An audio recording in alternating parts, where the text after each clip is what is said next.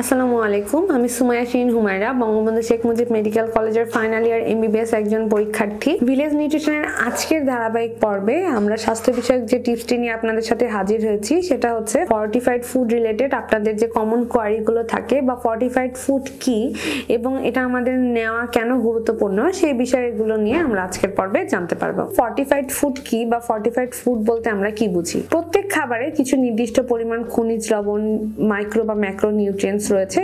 তার মধ্যে একটু স্পেসিফিক কোনো একটা নিউট্রিয়েন্টস দেখা যায় যে বেশি থাকে, যার কারণে খাবারটাকে আমরা ওই নিউট্রিয়েন্টসের জন্য একটি আদর্শ খাবার হিসেবে জাজ করে থাকি। তবে আমরা ডে টু ডে লাইফে যে খাবারগুলো খাচ্ছি সেই খাবারগুলোর গুণগত মান এবং আমাদের শরীরের জন্য আরেকটু উপযোগী করার জন্য কিছু কিছু মাইক্রো নিউট্রিয়েন্টস আমরা ওই খাবারগুলোতে কিন্তু অ্যাড করে থাকি। এই যে মেইন খাবারটার সাথে বা মেইন ইনগ্রেডিয়েন্টস এর সাথে আপনি যে মাইক্রো নিউট্রিয়েন্টসটা অ্যাড করছেন, এই মাইক্রো নিউট্রিয়েন্টস অ্যাড করাটাই যে খাবারটা সেই খাবারটাকে আমরা বলে থাকি ফর্টিফাইড ফুড। খাদ্য ফর্টিফাইড কেন করা হয়? মূলত অপুষ্টি দূর করার জন্যই হচ্ছে খাদ্য ফর্টিফাইড করা হয়। এছাড়া অল্প টাকায় আপনি যাতে ভালো গুণ সম্পন্ন খাবার পান এবং মাইক্রো নিউট্রিয়েন্ট যাতে সহজেই আপনার বডিতে শোষিত হতে পারে, এই কারণে হচ্ছে খাবার ফর্টিফিকেশন করা হয়। এছাড়াও ফর্টিফাইড ফুডটা হচ্ছে এমন একটা ফুড যে ফুডটা হচ্ছে আপনি গ্রামীণ থেকে শহরে, ধনী থেকে গরিব সকলের জন্যই কিন্তু খুবই উপকারী এবং অল্প অর্থের বিনিময়ে বা হচ্ছে যে খুব সহজলভ্য ভাবেই কিন্তু আপনি অনেক নিউট্রিয়েন্ট সমৃদ্ধ খাবার একটি খাবারের মধ্যে পেয়ে যাবেন। এই কারণে হচ্ছে মূলত খাবার ফর্টিফিকেশন হয়ে থাকে। কোন কোন খাবারে কি কিভাবে ফুড ফর্টিফাই করা হয় বা ফর্টিফিকেশন হয়ে থাকে তার কিছু বাস্তব উদাহরণ। প্রথমত যে লবণগুলো আমরা খাচ্ছি, এই লবণগুলো আগে কিন্তু দেখা যেত প্রায়ভাগ উত্তরাঞ্চলের মানুষের গয়টার বা গলগণ্ড যে রোগটাকে আমরা বলি ওই ধরনের সমস্যা দেখা দিত। বিভিন্ন কোম্পানি লবণগুলোকে ফর্টিফাইড করে আয়োডিন যোগ করে। এই আয়োডিন যুক্ত করার পর থেকে কিন্তু দেখা যাচ্ছে যে গলগণ্ড রোগের টেন্ডেন্সিটা কিন্তু অনেকাংশে কমে আসছে। তো এটাও কিন্তু ফুড ফর্টিফিকেশনের একটা ভালো এক্সাম্পল। এছাড়াও চালের সাথেও কিন্তু আমরা ভাইটামিন অ্যাড করে বিভিন্নভাবে ভিটামিন B12 এগুলো অ্যাড করেও কিন্তু চালের গুণগত মান বৃদ্ধি করা হচ্ছে যাতে এই মাইক্রোনিউট্রিয়েন্টস গুলো আপনার বডিতে সুষম পর্যায়ে থাকে এবং এগুলোর অভাবে আপনি রোগাভাবন্ন অবস্থাতে না যান।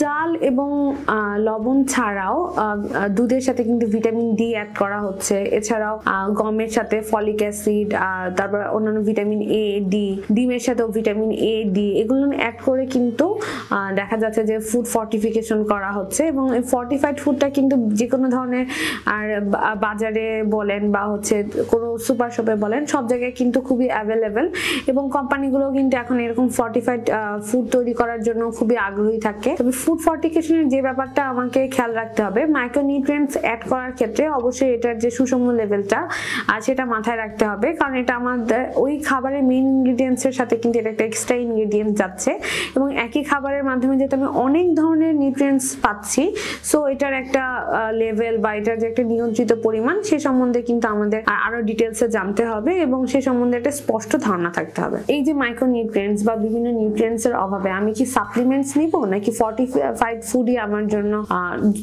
যথাযোগ্য?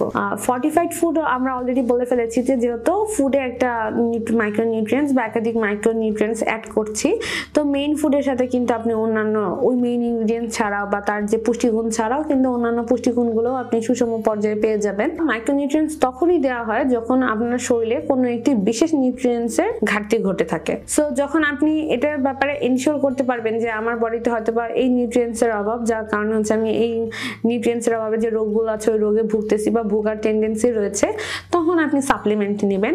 তবে ফর্টিফাইড ফুডে কিন্তু এই ধরনের কোনো একটা নির্দিষ্ট মাইক্রোনিউট্রিয়েন্টস থাকে তা না।